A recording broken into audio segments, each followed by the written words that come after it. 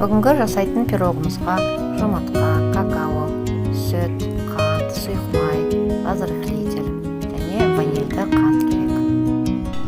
Алдын ала 3 жұмыртқамызды жарып, оларды жақсылап араластырып аламыз.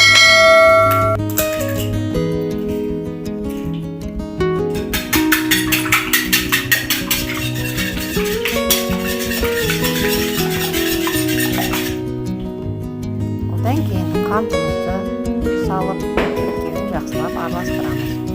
Қант ерігенше әбден араластыруымыз керек. Егер миксерларыңыз болса, өте тамаша болады. Одан кейін қалған қоспаларымыздың бәрін қосып, сүтімізді, сұйық маймызды, разрыхлитель, какао және ванильді қантымызды қосып, бәрін әбден жақсылап араластырамыз.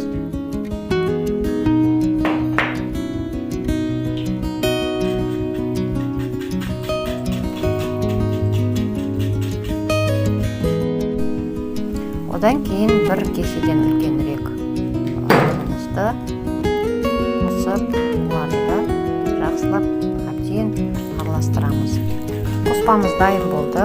Енді формаға май жағып, формамызға құямыз.